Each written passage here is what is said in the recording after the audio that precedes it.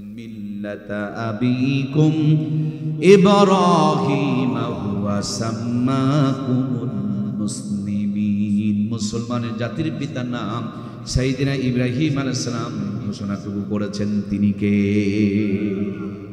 আমরা জন্ম নিয়েছি ভালো মানুষের ঘরে, কিন্তু কর্ম আমাদের ভালো না। কিন্তু জাতির পিতা জন্ম নিয়েছিলেন ওই জামানার একজন মূর্তি পূজকের ঘরে, মূর্তি বানানেওয়ালার ঘরে। যদিও কোরআনের ভিতরে সম্ভবত তার নাম তারেক উল্লেখ করা হলেও মশহুর হাদিসের কিতাবাদির মধ্যে তার নাম আজর কুমার বলে উল্লেখ করা হয়েছে। এই আজর কুমারের ঘরে জাতির পিতা জন্ম নিলেন। ছোট্ট ইব্রাহিমকে কোলে নিয়া মন্দিরের ভিতরে গিয়া ছোট একটা টুলের উপরে বসতে দিয়া বাবা মূর্তি বানাইতে শুরু করেছে। আপনারা যারা মূর্তি বানানো দেখেছেন, আগে দেখবেন ওই বাঁশ দিয়া কাবারি দিয়া একটা স্ট্রাকচার তৈরি করে, এরপর খের পেঁচায় নেয়, তারপরে দেখবেন কাদা লাগায়, এরপরে কাদাগুলোকে মালিশ করে, তারপরে উপরে রং মাখায়, এরপরে সুন্দর করে কাপড় চোপড় পরায়া সামনে কিছু দুধ কলা দিয়া পূজা শুরু করে দেয়। নম নম নম।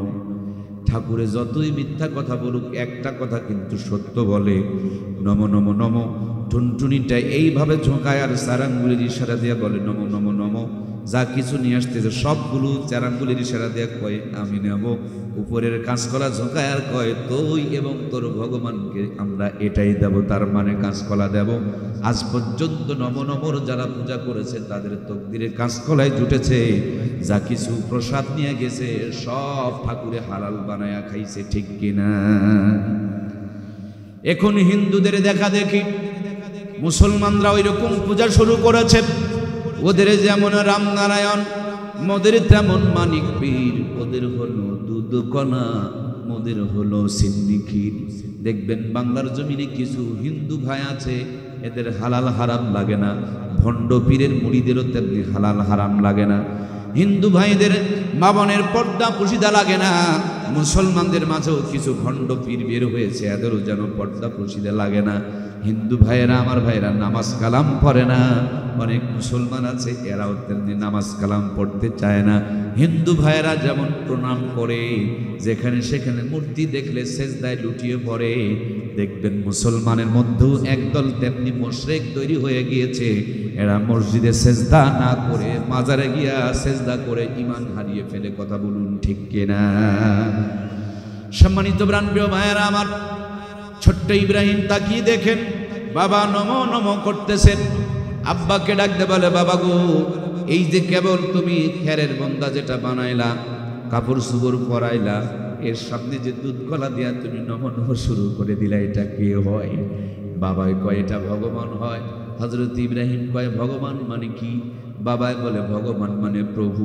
হযরত ইব্রাহিম বলেন প্রভু মানে কি? ছোট মানুষ বোঝে না, বলে প্রভু মানে খোদা। খোদা মানে কি? বলে খোদা মানে দেবতা। বলে দেবতা মানে কি?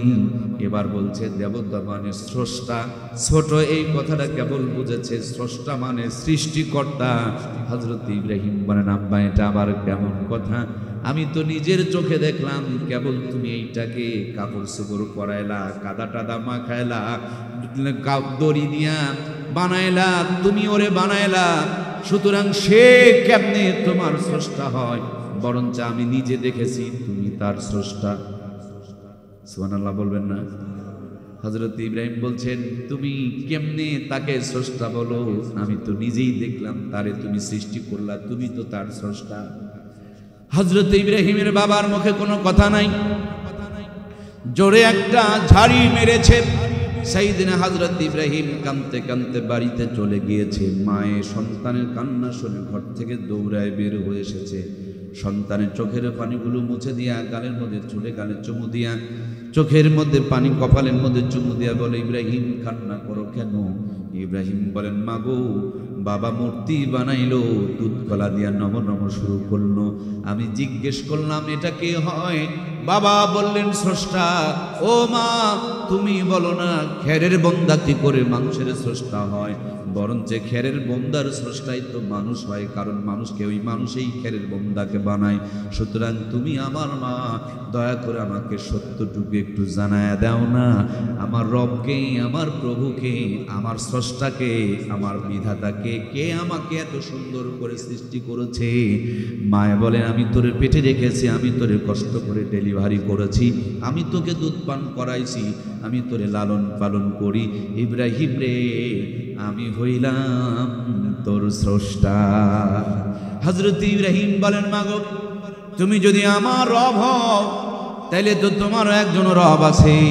হযরত ইব্রাহিমের মা মুখখান চেপে ধরে বলে, বাবা এই কথা বলা যাবে না। এ কথা বলার কারণে নমরুদ 40,000 সন্তানকে হত্যা করেছে। এখনই যদি জানতে পারে তোমাকেও তুলে নিয়ে যেয়ে মেরে ফেলে দেবে। সত্য কথা বলাটা বড় কঠিন হয়ে গিয়েছে, তুমি এই কথাগুলো বলিও না। হযরত ইব্রাহিম বলেন, মা দয়া করে আমাকে সত্যটুকু একটু তুমি জানতে দাও না। আমার রব তুমি, তোমার রব যদি বাবা হয়, তাহলে তো বাবারও একজন প্রভু আছে, রব আছে। হযরত ইব্রাহিমের মা বলেন, তোমার বাবা রব এদেশের বাদশা নমরুদ। নমরুদ তোমার বাবাকে চাকরি দিয়েছেন, বেতন দিয়েছেন এবং লালন পালন করেন। হযরত ইব্রাহিম বলেন, মা আর একটা বার বলো না, আমার রব তুমি, তোমার রব যদি আমার বাবা হয়, আর বাবার রব যদি দেশের বাদশা হয়, বাদশারও একজন রব আছে না নাই? নিঝুম রাতে দূর আকাশের দিকে তাকিয়ে ছোট্ট ছেলে মাকে বলে, স্রষ্টা আমাকে। এই ছোট্ট ছেলেটাই ছিল জাতির পিতা সাইয়েদনা ইব্রাহিম। জোরে বলুন মারহাবা।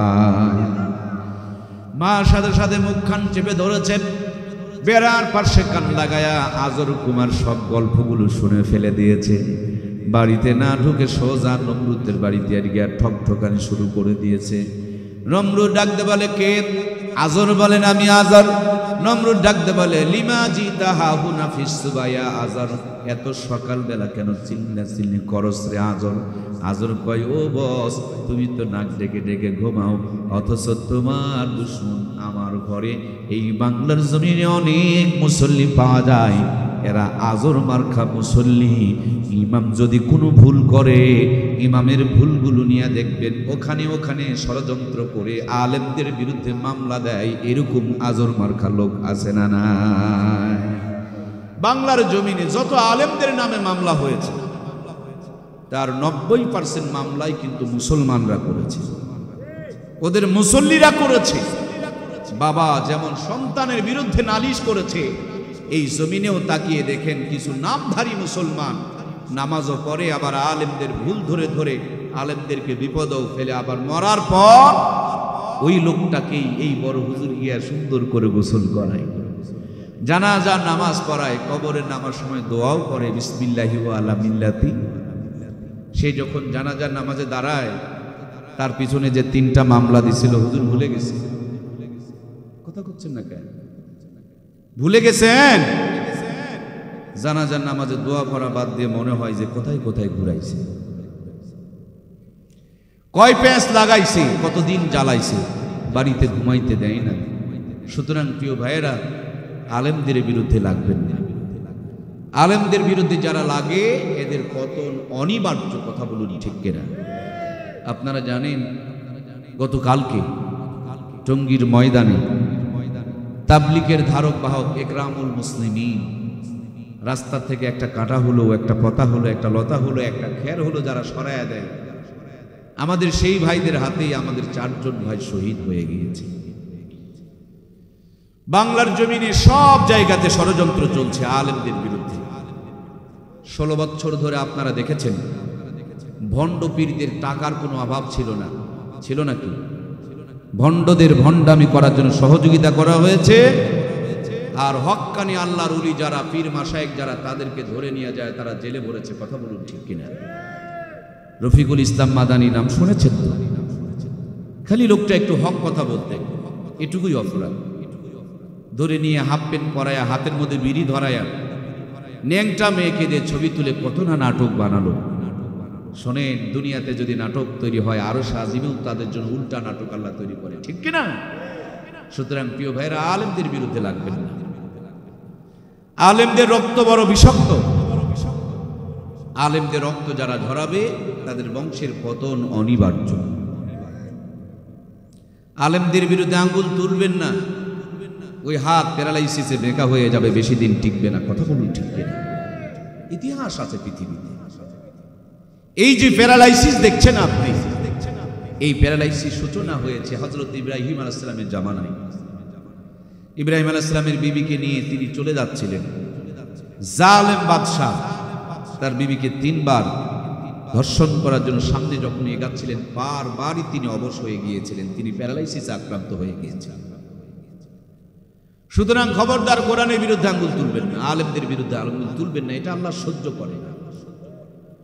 ইন্নামা ইয়াখশাল্লাহা মিন ইবাদিহিল উলামা, উলামায়ে কিরাম আমি আল্লাহকে বেশি ভয় করে। আপনি যাই বলেন, ঘোষণা তো আল্লাহ। আল্লাহ বলছে আলেমরা আমার আহাল, পরিবারভুক্ত। বিশ্বাস না হলে একটা আলেম বানায়া দেখেন না ভাই। যারা আলেম বিদ্বেষী, এদের বংশ কোনোদিন আলেম হয় না। আর আলেমদের বিরুদ্ধে যারা কথা বলে, খেয়াল করে দেখবেন ওদের বংশে কোনো আলেম নাই। আলেম নাই, তার জন্য ওরা আলেমের কদর বুঝে না, আর আলেমদেরকে দেখতে পারে না। এই জন্য তারা চেষ্টা করলেও তাদের পরিবারে কোনো আলেম তৈরি হয় না। এই জন্য আলেমদেরকে কদর করবেন। বাংলাদেশ সহ গোটা পৃথিবীতে একমাত্র ইসলামের ধারক বাহকই হলো ওলামায়ে কেরাম। এই জন্য সর্বমহল থেকে ওলামায়ে কেরামের উপরে ষড়যন্ত্র চক্রান্ত চলতেছে। ভণ্ড পীরদের কাছে যান, এদের 1 নম্বর শত্রু হলো আলেম। কথা বলছেন না কেন? আসমানের নিচে জমিনের উপরে ভণ্ড পীরদের কাছে আলেমদের চাইতে কি বড় শত্রু কেউ আছে? কাদিয়ানির কাছে আলেমদের চাইতে বড় শত্রু কি কেউ আছে? আবার এই যে তাবলীগের মধ্যে নাম বলতে আমার বড় লজ্জা হচ্ছে। মানুষ পূজা হবে না, মানুষকে সামনে রাখা যাবে না, সামনে রাখতে হবে আল্লাহকে এবং আল্লাহ রাসূলকে। কথা বলুন ঠিক কিনা? আমি যদি আল্লাহ এবং আল্লাহ রাসূলের মাপকাঠি দিয়ে টিকে যাই, আপনি আমাকে মানবেন।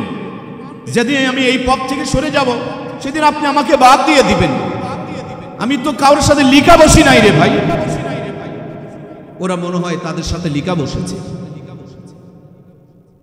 ব্যক্তি পূজা করা যাবে না প্রিয় ভাইয়েরা।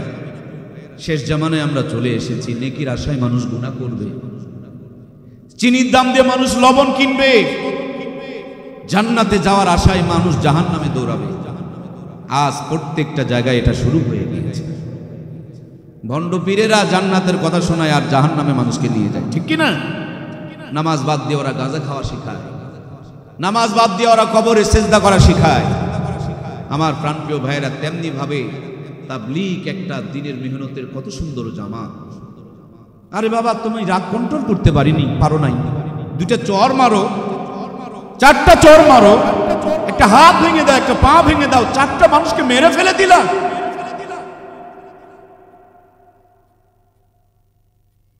4টা মানুষকে মেরে ফেলে দিলা। আস্তাগফিরুল্লাহ। মূল টার্গেটটা হলো আলেমদের থেকে জাতিকে দূরে সরানো। সিনেমাতে যত নাটক বানানো হয়, সব নাটকের ভিলেনের যারা চরিত্র পালন করে তাদের দেখবেন দাড়ি আর টুপিওয়ালা, মানে মানুষ যেন দাড়ি টুপিওয়ালাকে ঘৃণা করে। মূল টার্গেটটা হলো আলেমদের থেকে জাতিকে দূরে সরাও। এমনি জাহান্নামে চলে যাবে, জাহান্নামে নিয়ে যেতে হবে না, আলেম থেকে দূরে সরাও। আলেম বিদ্বেষী ভিতরে ঢুকায়া দাও, এমনি তারা জাহান্নামে চলে যাবে। নবীজি চলে গিয়েছেন, বিদায় লগ্নে এক সাহাবী ডুকরে কেঁদে উঠে বলে, নবী গো, আপনাকে দেখলে ক্ষুধা তৃষ্ণাগুলো হারিয়ে যেত। ওগো দয়ার নবী, আপনি চলে গেলে আমরা কারে দেখে ক্ষুধা তৃষ্ণা নিবারণ করব? আল্লাহর নবী বলেন, ইন্নাল উলামা ওয়ারাসাতুল আম্বিয়া, নিশ্চয় আম্বিয়াদের ওয়ারিস হলো উলামায়ে কেরাম। কেউ যদি একজন হক্কানি আলেমের হাতে হাত দেয়, আমি নবীর হাতে হাত দেওয়া হলো। কোন একজন হক্কানি আলেমকে জিয়ারত করলে দেখলেও পর্যন্ত চোখের সগীরা গুনাহ মাফ হয়ে যায়, ওই চোখের উপরে রহমত আর বরকত নাজিল হয়ে যায়। কোন একজন হক্কানি আলেমের সাথে সম্পর্ক কায়েম করলে আমি নবীর সঙ্গে সম্পর্ক কায়েম করা হলো, আর নবীর সঙ্গে যারা সম্পর্ক কায়েম করবে নবী বলে আমার সঙ্গে তারা জান্নাতে চলে যাবে। এজন্য প্রাণপ্রিয় ভাইয়েরা আমার, হযরত ইব্রাহিমকে তার বাবা আগুনে ফেলার জন্য নমরুদের কাছে খবর দিল। মূল কথাগুলো বলবো, সময় লম্বা করব না। বিশাল অগ্নিকুণ্ড সাজানো হলো, ধরে নিয়ে চলে যাওয়া হলো, চরখি বানানো হলো, এক মাথার মধ্যে রশি লাগায় দিয়ে আর এক মাথায় হযরত ইব্রাহিমকে বেঁধে ৭০,০০০ যুবকেরা টানতে শুরু করে দিল। হযরত ইব্রাহিম তো দূরের কথা, তার একটা পশম পর্যন্ত যখন নড়াইতে পারল না, শয়তান কি হযরত ইব্রাহিমকে আগুনে যখন ফেলতে পারল না, নমরুদ ভীষণ টেনশনে পড়ে গেল। ওই মুহূর্তে মিস্টার ইবলিস আজাজিল শয়তান মাথায় বড় একটা পাগড়ি, মুখে পাটের ফিসাওয়ালা দাড়ি, গায়ের মধ্যে জব্বা লাগায়া, হাতের মধ্যে দানাওয়ালা তসবি নিয়া, বিশাল বড় একখান বেকা লাঠি নিয়া, মুখোশ পরে, ইসলামী পোশাক পরে ইসলামের বিরুদ্ধে ষড়যন্ত্র করে। এটা হলো শয়তানি আলামত আর শয়তানি চরিত্র, ঠিক কিনা? ও দেখছে এক দাড়ি টুপিওয়ালাকে আগুনে ফেলতে হবে, সুতরাং আমাকেও দাড়ি টুপি পরেই ধোকা দিতে হবে, কারণ লবণ আর চিনি দুটাই তো কালো। চিনির দাম নিয়ে কেমনে লবণ দিয়ে দেওয়া যায়, সেম কায়দায় জান্নাতের কথা বলে কেমনে জাহান্নামে নিয়ে যাওয়া যায়, এটাই হলো শয়তানের চক্রান্ত। কথা বলুন, ঠিক কিনা? তাবলিগের জামাত দেখুন, এখানে চিনি আর লবণ মিক্সার বানিয়ে ফেলে দিয়েছে। যেগুলো চিনি যারা আলেম তাদেরকে ভণ্ড বানায়, আর ভণ্ডগুলো এখন ধারক বাহক সেজে গেছে। যারা মানুষ খুন করে এরা নিজেদেরকে দিনের দায়ী মনে করছে। আল্লাহ জাতিকে হেফাজত দান করুক, আল্লাহ তাআলা ওই ভণ্ডামির থেকে আমাদেরকে, দেশকে হেফাজত করুক, বলুন আমিন। সম্মানিত প্রাণপ্রিয় ভাইয়ারা আমার, হযরত ইব্রাহিমকে আগুনে ফেলতে হবে।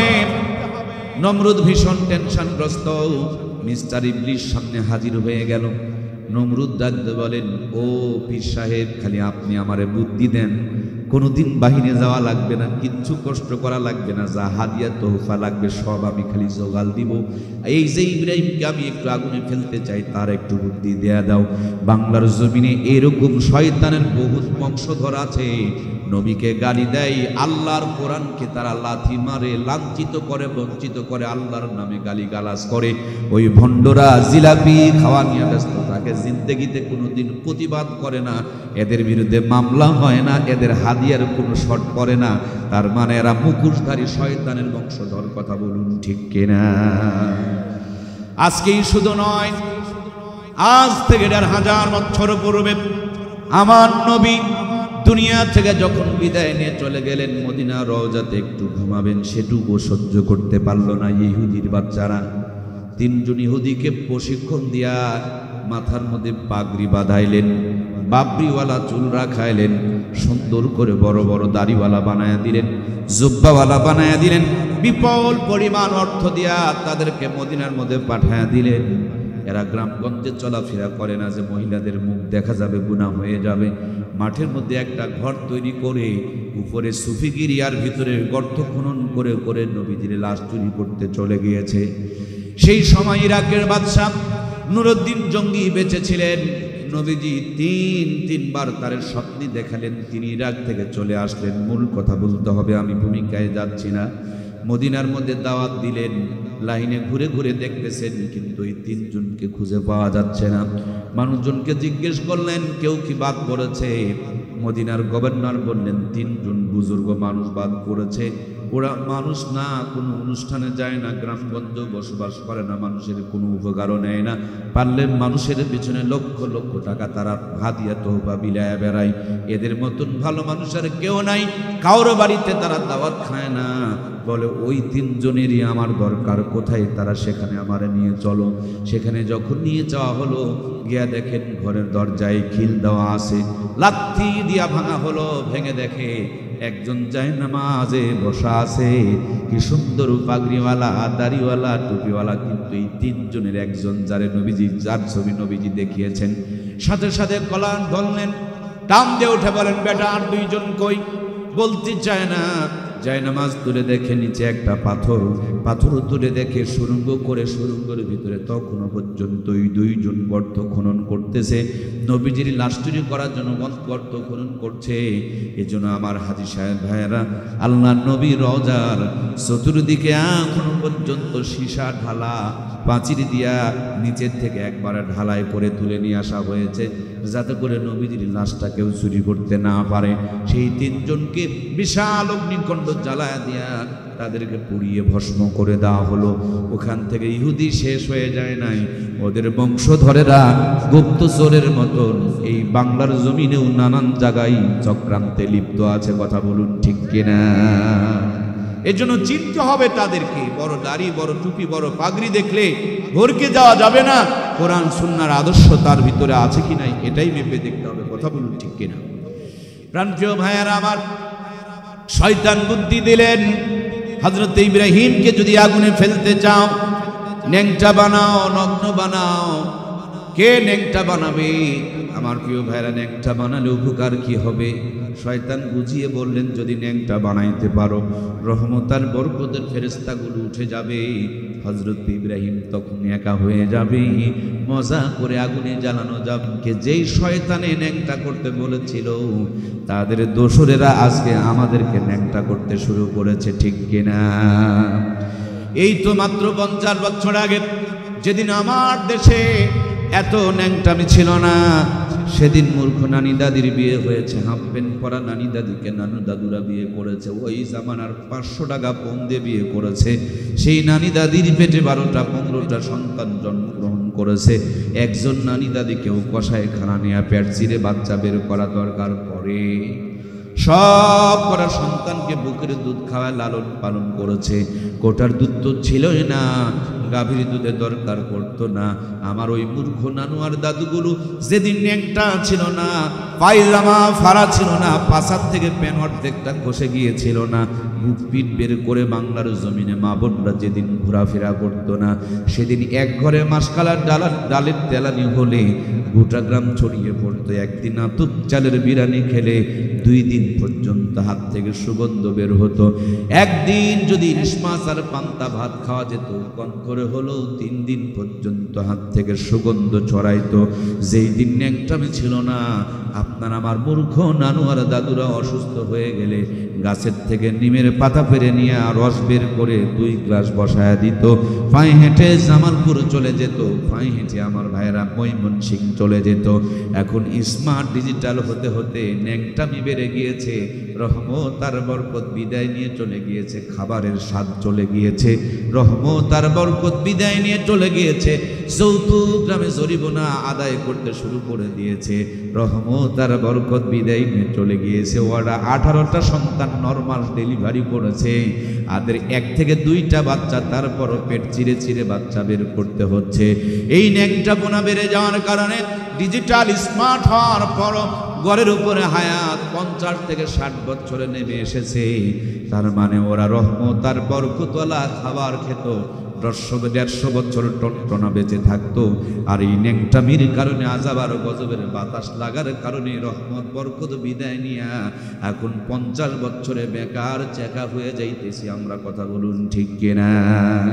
এজন্য প্রাণপ্রিয় ভাইয়েরা আমার, হযরত ইব্রাহিমকে ন্যাংটা করতে হবে। কে ন্যাংটা করবে? ভয়ে যখন কেউ সামনে আগায় না, ইব্রাহিম আলাইহিস সালামের বাবা আযরুল কুমার বলে, নমরুদ রে, আমি যখন তোমার কাছে আমার সন্তান খবর দিয়েছি, আজকের দুর্দিনে আমি ন্যাংটা করে দিয়ে তোমাকে সহযোগিতা করব। যেমনি পায়ে যে আমার ফিতায় টান দিয়েছে, আল্লাহর পয়গম্বর হযরত ইব্রাহিম চোখ দুটো চিপে ধরে আল্লাহকে ডাকতে বলে, মালিক ও, দুনিয়ার বেঈমানেরা আমার ইজ্জত দেখবে, তাতে কোনো আমার আপত্তি নাই, কিন্তু আমি তাকিয়ে দেখি কুল কায়নাত সব মাখলুকাতেরা আমার দিকে তাকিয়ে আছে। তোমার বন্ধুকে এত মাখলুকের সামনে তুমি কেমনে ন্যাংটা করবা? আমার ইজ্জতের জিম্মাদারি তোমার কুদরতে হাতে দিয়া দিলাম। আল্লাহ ডাকতে বলে, জিবরিল, এই মুহূর্তে জান্নাতে একটা পোশাক জব্বা লইয়া আমার দোস্ত, আমার খলিল, আমার বন্ধু ইব্রাহিমকে পরায়া দাও। কারণ জিব্বা এমন একটা পোশাক, পায়জামা নঙ্গি খুলে নিলেও ন্যাংটা বানানো। কি কথা বলুন, ন্যাংটা বানানো। এই জন্য যারা শয়তানের বংশধর তারা পাঞ্জাবিওয়ালা টুপিওয়ালা পাগড়িওয়ালাকে দেখতে, কথা বলছেন না কেন, মুসারু তাসারু মদারু আর গাজারু, ন্যাংটা মানুষ দেখে তাদের মনে জ্বালা হয় না, এদের মনে নাকি জ্বালা হয়। মাঝে মাঝে গান গায়, মনে করো জ্বালারে পাঞ্জাবিওয়ালা। তার মানে এই পাঞ্জাবিওয়ালা দেখে যাদের জলে বুঝতে হবে তারা শয়তানের দলে, কথা বলুন ঠিক কিনা। আমার প্রাণপ্রিয় ভাইয়ারা, জুব্বা হলো জান্নাতি পোশাক। এই জন্য জুব্বাকে সম্মান করবেন, দাড়িকে কদর করবেন, টুপিকে কদর করবেন। যদি দাড়ি টুপি জুব্বারে গালি দেন, এই ধাক্কাটা সরাসরি মদিনার রওজায় লেগে যায়, কথা বলুন ঠিক কিনা। এজন্য প্রাণপ্রিয় ভাইয়ারা আমার, এই সেই জুব্বা জাতির পিতা সাইয়েদিনা হযরত ইব্রাহিমের নাতি হযরত ইউসুফ আলাইহিস সালামকে যখন 10 ভাই ষড়যন্ত্র করে কূপে ফেলছিলেন, শরীর থেকে পোশাকটা খুলে নিয়ে ছাগলের রক্ত মাখায়া বাবার কাছে দিয়া বলে, আব্বু গো, ছোট্ট ভাই ইউসুফকে তো বাগে খেয়ে ফেলে দিয়েছে। হযরত ইয়াকুব আলাইহিস সালাম কাপড়টা নিয়ে নাড়াচাড়া করে তাকায় দেখে একটা বোদামও ছিঁড়ে যায় নাই, বাঘের কুনি আঁচড় পর্যন্ত নাই। আমার ভাইয়েরা একটু দয়া করে বলুন তো, বাঘে যদি মানুষ খায়, কাপড় তো খুলে ধুয়ে খায়। কি গো ভাই, কথা বলেন না কেন? বাঘে মানুষ খেলে কি কাপড় খুলে ধুয়ে খায়? কিন্তু এই জামানার বাঘটা ছিল স্মার্ট। যেমন বাঘ 16 বছর ধরে আমার দেশে ছিল, 100 মেয়েকে ধর্ষণ করে মানিক নামক সোনার ছেলে মিষ্টি খায়, ওদের বিরুদ্ধে কোনো মামলা নাই। আর কোরআনের পাখির বিরুদ্ধে হাজার হাজার মেয়েকে ধর্ষণ করার মামলা দেওয়া হয়, ঠিক কিনা? বাবা চিনে ফেলে দিয়েছে, এটা বাঘে খায় না, এদের শয়তানের কাম। কিন্তু আল্লাহ বলেন, পয়গম্বর ধৈর্য ধরো, এখনো পর্যন্ত তোমার ইউসুফ মিশরের কেনানের কূপের মধ্যে পড়ে আছে। এখনই যদি তুমি বাড়াবাড়ি করো, ওরা ষড়যন্ত্র করে কূপে ঢিল ফেলে দিয়া তারা মেরে ফেলে দিবে। ধৈর্য ধরলেন, ধৈর্যের ফল বড় মিঠা হয়। 16 বছর ধরে যারা এত সুন্দর করে ভিত দিল, আরে হালকা একটা বাতাস এসে সবগুলো উলট পালট লন্ড ভন্ড হয়ে গেল। এর পিছনে মূল কারণ, ওরা আলেমদের রক্ত ঝরাইছে, যেই রক্তের ফোঁটা তাদের পতন নাম টেনে নিয়ে এসেছে, ঠিক কিনা? আমার প্রাণপ্রিয় ভাইয়ারা, সাইয়েদিনা হযরত ইউসুফ আলাইহিস সালামকে যখন ন্যাংটা বানায়া কূপের মধ্যে ফেলে দেওয়া হচ্ছিল, আল্লাহ ডাকতে বলে, পয়গম্বর ইউসুফ হবে আগামী দিনে আমার ভবিষ্যৎ, তাকে তারা ন্যাংটা করে দিয়েছে। যাও ইব্রাহিমের এই জুব্বাটা তার নাতিকে তার নাতি ইউসুফকে পরায়া দাও। ইউসুফকে সেই জান্নাতি জুব্বা পরিয়ে দেওয়া হলো। লম্বা ঘটনা ভাইয়েরা আমার, তিনি মিশরের যখন খাদ্যমন্ত্রী হয়ে গেলেন, 10 ভাইয়ের সাথে পরিচয় হয়ে গেল। 10 ভাই শরমে তো লজ্জা একবার মাথা তাদের হেট হয়ে গেল। প্রতিশোধ না নিয়া 10 ভাইকে বললেন, তোমাদেরকে আমি ক্ষমা করে দিয়েছি, আগের থেকে তোমাদের জন্য বাড়ি ঘর পর্যন্ত রেডি করে রেখে দিয়েছি, বলো আব্বাই কেমন আছে? 10 ভাই চোখের পানিগুলো ছেড়ে দেয়া ডাকতে বলে, ইউসুফ রে, তুমি এত সুন্দর হয়েছ রে ইউসুফ, তুমি এখন টকবগে যুবক, তোমাকে আব্বা অনেক ভালোবাসতো, যেটাই তোমার জন্য কাল হয়ে গিয়েছিল। আজকে যদি বাবার চোখ দুটো ভালো থাকতো, তাইলে বাবা তোমাকে দেখে কত না খুশি হতো। কিন্তু তোমার শোকে কাঁদতে কাঁদতে বাবা তো কানা হয়ে গিয়েছে, অন্ধ হয়ে গিয়েছে। হযরত ইউসুফ বলেন, বগল থেকে একটা জামা জব্বা বের করে ভাইদের হাতে তুলে দিয়া বললেন, এটা বাবার হাতে দিও, বাবা চোখের মধ্যে যখন লাগাবে ফারতাদ্দা বাসীরা, কোরআনুল কারীমের আয়াত, আগে যেই চোখের পাওয়ার ছিল তার চাইতে ডবল জ্যোতিমান হয়ে যাবে। এজন্য প্রিয় ভাইয়েরা আমার, পরের সতর দেখা যাবে না, ন্যাংটা ছবি দেখা যাবে না, চোখের হেফাজত করতে হবে। চোখের হেফাজত করলে চশমার প্রয়োজন হবে না, চোখের হেফাজত করে কোরআনুল কারীমের তেলাওয়াত করলে কোনোদিন চশমার প্রয়োজন হবে না। কিন্তু রাতের বেলা ইয়ারফোন কানের মধ্যে ঢুকায়া দিয়া ন্যাংটা ছবি যদি দেখেন, এই চোখ বেশি দিন লাস্টিং করবে না। তেমনি ভাবে আমার প্রিয় ভাইয়েরা, জব্বা সতর ঢাকার একটা নিয়ামত ছিল, বাংলার জমিনে এখন ন্যাংটামি বেড়ে যাচ্ছে। আল্লাহ রহমতের পরিবর্তে আযাব আর গজব চালু হয়ে গিয়েছে। যতদিন বেঁচে আছি ন্যাংটামি নয়, সুন্নত তরিকায় বডিটুকু ঢেকে রাখবো। আল্লাহ তৌফিক দান করুন, বলুন আমিন। আমরা জামা বানাই ফুল হাতা, বেগমের জামা বানায় হাফ হাতা। আমাদের জামায় পেট ঢাকা, বাড়িয়ালির জামা পেটের অর্ধেক ফাঁকা। আমাদের জামায় কলার ঢাকা, বেগমের বেলায় বুকের অর্ধেকটা ফাঁকা। যদি বলা হয় এরে বোকা, এত যত্ন করে নারী ভুঁড়ি প্রসাব পায়খানাকে রেখেছো ঢাকা, কি আছে পেটের ভিতরে এমন কি? পেটে দেখবেন নারী ভুঁড়ি প্রসাব পায়খানা ছাড়া কিচ্ছু নাই। পৃথিবীর শ্রেষ্ঠ নিয়ামত, আল্লাহর জান্নাতের সম্পদ, যেই মা বোনের পেট দিয়ে দুনিয়াতে আগমন করবে, ওই ফ্যাক্টরি কারখানাটুকু যদি আমরা ভালো করে না ঢাকা রাখতে পারি, সেখানে শাহজালাল, শাহপ্রাণ, শাহ মাকদুম পয়দা হবে না। চিটার বাটপার লুচ্চা গুন্ডাগুলো পয়দা হবে। ওরা ভাত কাপড় দিবে না, ওরা কোরআনের হাফেজ হবে না, ওরা দেশ জাতির জন্য নিয়ামত হবে না, এরা দেশ জাতির জন্য অভিশাপ এবং গজব হবে। বাপ মাকে লাঠি পিটা করে ঘর থেকে বের করবে। কথা বলুন ঠিক কিনা? এজন্য প্রাণপ্রিয় ভাইয়েরা, পর্দার বড় গুরুত্ব। আল্লাহ তাআলা হযরত ইব্রাহিমকে আগুনে ফেলার জন্য শয়তান বুদ্ধি দিলেন, ন্যাংটা করো। আল্লাহ তাআলা জুব্বা পরিয়ে দিলেন। যখন ন্যাংটা তারা করতে পারলো না, টেনশনে পড়ে গেল, হায় রে কেমন করে আগুনে পোড়ানো যায়। শয়তান দ্বিতীয় আর একটা পরামর্শ দিল, চতুর্দিকে 40,000 নারী পুরুষকে জেনা করতে লাগায়া দাও। সত্যি করে বলুন তো দেখি, দিন যতই যাচ্ছে বাংলার জমিনে জেনা ব্যভিচার কমতেছে না বাড়তেছে? নবী বলেন বিয়েকে সহজ করো, জেনা ব্যভিচার কমে যাবে। আর আমার দেশে বিয়েকে কঠিন করা হয়, এই জন্যই জেনা ব্যভিচার বেড়ে যায়। কথা বলুন ঠিক কিনা? জেনা করতে গেলে 1000 টাকা দেওয়া হয়, আর বিয়ে করতে গেলে 1 লাখ টাকা দেওয়া হয় না, 10 লাখ টাকা কাবিন করা লাগে। কাবিন করে 10 লাখ টাকা, পরিশোধ করে নাকের ফুল বাবদ 2,500 টাকা নগদ, অবশিষ্ট টাকা বাকি কিয়ামত পর্যন্ত ফাঁকি। ওর দাদাও দেয়নি, ওর বাপও দেয়নি, উনিও দিবে না, তার জন্যই 10 লাখ টাকা মোহরানা নির্ধারণ করেছে। যদি দেওয়া লাগতো তাইলে এতগুলো মোহরানা নির্ধারণ করত। বাসর ঘরে ঢুকে বিবির কাছে যারা বাসর ঘরে গিয়া মোহরানার টাকা মাপ চাই, এদের চাইতে বড় কাপুরুষ আর দুনিয়াতে কেউ। যারা মোহরানা দিতে পারবা না, বিয়ে করা তাদের জন্য জায়েজ হবে না। আর মোহরানা অনেক বড় বাধার দরকার না, যতটুকু ছাড়তে পারবা ততটুকুই সুন্নত তরিকায় মোহরানা নির্ধারণ করো। নবী বলেন যে এই বিয়েতে খরচ কম, সেই বিয়ের মধ্যে বরকত বেশি। এরা ফুটানি করতে গিয়া অনেক মোহরানা নির্ধারণ করে, বাসর ঘরে ঢুকে মাপ চায়। অনেকে আবার মাপ চাওয়ার কথাটাও পর্যন্ত মনে থাকে না। অনেককে আবার বাসর ঘরে যাওয়ার আগে মেয়েটার কানে কানে শিখাইয়া দেয়, মোহরানার টাকা মাফ করে দিও, নইলে জেনার গুনাহ হবে। আমার ভাইয়েরা, বাসর ঘরে মোহরানার টাকা মাফ হয়ে গেল, সংসার 20 বছর চলল, 4টা সন্তানের মা হয়ে গেল। হঠাৎ করে একদিন ঝগড়া গন্ডগোল বেঁধে গেল। আপনি বলছেন বিবিরে তোমাকে নিয়ে আর চলবে না, তুমি এখন বাবার বাড়ি যেতে পারো। বাবার বাড়ি যাওয়া বাদ দিয়া চলে গেছেন ময়মনসিংহ কোর্টে। মোহরানার কাগজখানা তুলে ঠুকে দিয়েছে আপনার আমার উপরে 10 লক্ষ টাকার মামলা। যেটা বাসর ঘরে মাফ হয়, সেটার কি আবার 20 বছর পর কোনো মামলা হয়? কথা বলছেন না কেন? যদি মামলা হয় তাইলে বোঝা গেল মাফ হয়। আর যদি মাফ না হয়, এই যে 20 বছর ধরে বিবির সঙ্গে মিলামেশা করলেন, কি করলেন এখন আপনি নিজেই বলেন।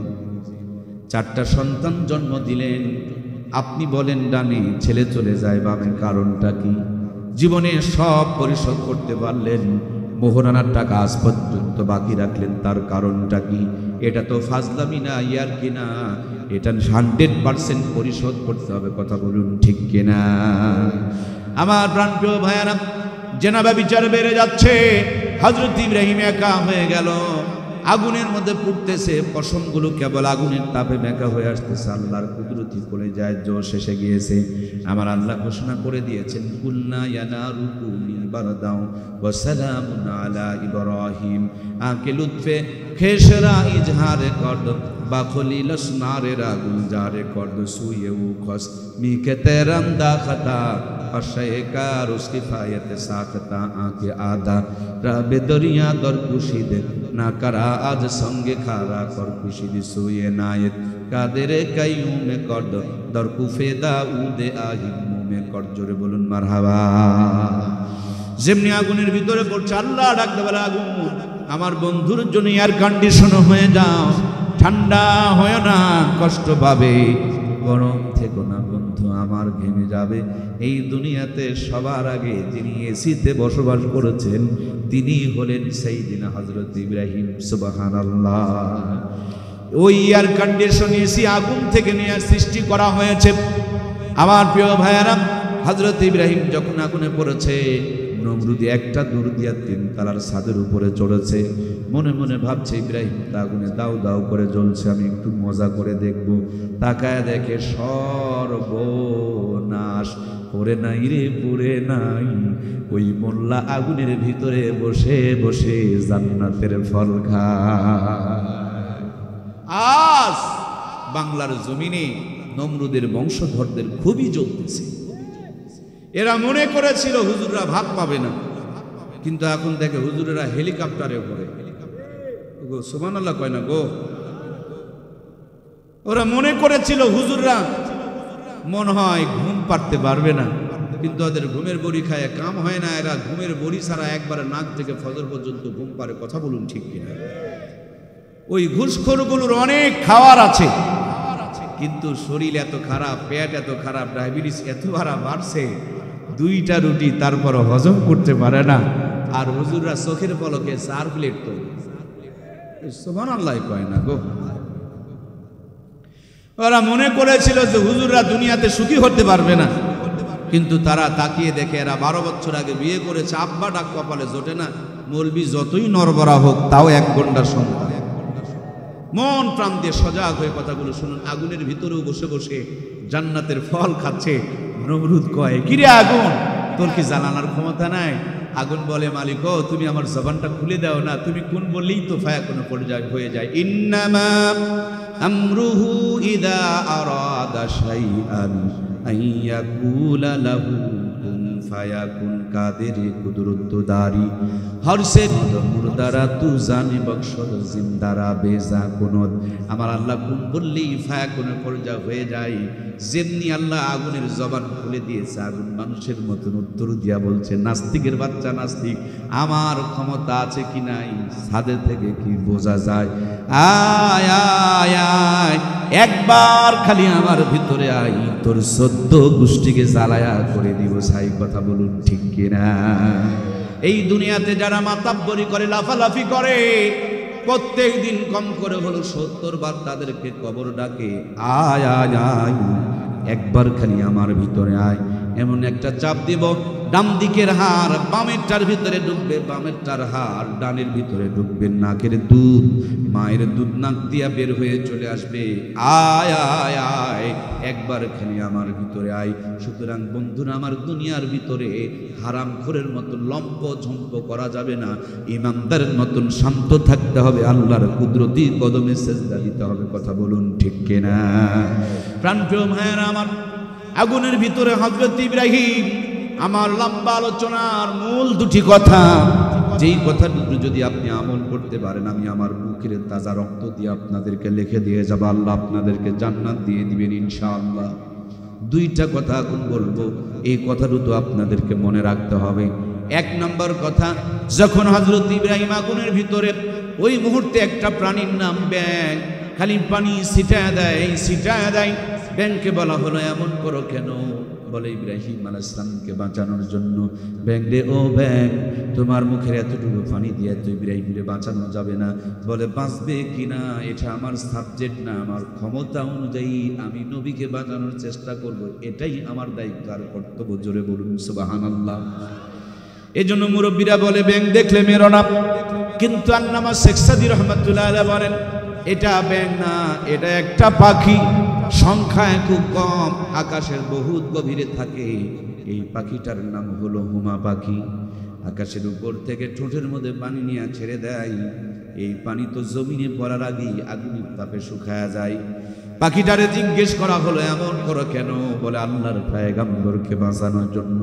আল্লাহ এত মর্যাদা বাড়িয়ে দিলেন, হুমা পাখি যদি কোনো মানুষের মাথার উপরে ছায়া দিয়ে দেয়, ওই মানুষটারও দাম আল্লাহ বাড়িয়ে দেয়। দুনিয়ার মধ্যে রাজা বাদশাহ না হলে আল্লাহ তার ওলি বান্দা তারে বানায়া নেয়। আর একটা প্রাণীর নাম হলো রক্তচোষা, ডাহিন, খাটাস, কাকলাস, গিরগিটি। আপনারা কি বলেন? ওই যে কালার চেঞ্জ করে, জঙ্গলে থাকে, নাইসোসানা কি যেন বলে, কাকলাস, জাহিন, খাটাস, গিরগিটি, ওই সিঁড়ির উপর দিয়ে কাটা কাটা আছে, মুহূর্তের মধ্যে কালার চেঞ্জ করতে পারে। এটা জঙ্গলের মধ্যে থাকে, মানুষে ধরে মারে। আমাদের এলাকায় ওইটিকে অনেকগুলো নাম বলে, কাকলাস, রক্তচোষা, ডাহিন, খাটাস, গিরগিটি, বিভিন্ন নামে বলে। এর চরিত্রটা হলো সে রূপ চেঞ্জ করতে পারে, এক এক সময় এক এক কালার ধারণ করে, এটাকে মানুষে মারে। সে নাকি খড়ি বহন করেছিল হযরত ইব্রাহিমকে আগুনে পোড়ানোর জন্য, অথবা ফু দিয়েছিল। আমার প্রিয় ভাইয়েরা, আজকেও বাংলার মুসলমানের চরিত্র ওই কাকলাসের মতন, কখনো মসজিদে যায়, কখনো মন্দিরে যায়, কখনো তসবিহ পড়ে, কখনো আবার ইসলামের বিপক্ষে সিলও মারে। কথা বলেন না কেন? ফজরের নামাজ পড়েছে, স্কুলে ভোট দিতে গিয়া দেখবেন ইসলামের বিপক্ষে সিল মারতেছে। আছে না নাই? মন খারাপ করলেন মনে হয়? খারাপ করতেই পারেন, আমার কিচ্ছু যায় আসে না। সাদা তো সাদাই বলতে হবে, কালোকে কালো বলতে হবে। মদিনাতে নবীর পিছনে নামাজ পড়তেন, রোজা করতেন, হজ করতেন, জাকাত দিতেন, সব ঠিক ছিল। কিন্তু মুহাম্মদুর রাসূলুল্লাহ রাষ্ট্রপতি হয়ে দেশ পরিচালনা করবে, এটা তিনি মেনে নিতে পারত? ওই লোকটা ছিল মদিনার সবচেয়ে বড় মুনাফিকের লিডার, নাম ছিল আব্দুল্লাহ ইবনে উবাই ইবনে সুলুল। কোনো কিছুর অভাব ছিল না, নামাজ, রোজা, হজ, জাকাত, দাড়ি, টুপি, পর্দা, জব্বা, কপালে সেজদার দাগ সব ছিল। কিন্তু রাষ্ট্রীয়ভাবে ইসলামী হুকুমত প্রতিষ্ঠিত হোক এটা তিনি চাইতেন না, এটা তিনি মানতেন না। সেজন্য ওইটা ওই জামানার সবচেয়ে বড় মুনাফিক। আর মুনাফিকের জায়গাটা কোথায়? জাহান্নামের সবচেয়ে নিচ তলায়। উপর তালা রক্ত, পুজ, গড়ে, নিচের তালা, তার নিচের তালা, তার নিচের তালা, তার নিচের তালা, সব নিচ তালায় হলো মুনাফিকের জায়গা। অপরাধ কি? সব মানে ইসলামী হুকুমত প্রতিষ্ঠিত হোক এটা চায় না। সেজন্য যদি সে ওই জামানার বড় মুনাফিক হইতে পারে, আপনি আর আমি সব মানি, কিন্তু ইসলামী হুকুমত প্রতিষ্ঠিত হোক এইটা যদি না চায়, এই জামানার আপনি আমিও টাটকা মুনাফিক। এখানে কোনো ভেজাল। পারেন আর না পারেন, হৃদয়ে তামান্না পোষণ করেন, হৃদয়ে আশা রাখেন বাংলার জমিনে কালেমার পতাকা উত্তোলন হোক, বাংলার জমিনে ইসলামী হুকুমত কায়েম হোক। এই স্বপ্নটুকু যদি কারো পরিচয় না থাকে, এটা নির্ভেজাল মুনাফিক, ভেজাল মুক্ত, ফরমালিন মুক্ত মুনাফিক। আল্লাহ তাআলার পরিষ্কার ঘটনা, কষ্ট নিলেন মনে হয়? একেবারে ফরমালিন মুক্ত মুনাফিক। নামাজ, রোজা, হজ, যাকাত, তাসবিহ, দাড়ি, টুপি সব জাহান্নামে যাওয়ার কারণ হবে। ইসলামী হুকুমত প্রতিষ্ঠিত হোক এই স্বপ্ন কলিজায় থাকতেই হবে, যদি না থাকে এটা মুনাফিকে মৌত হবে।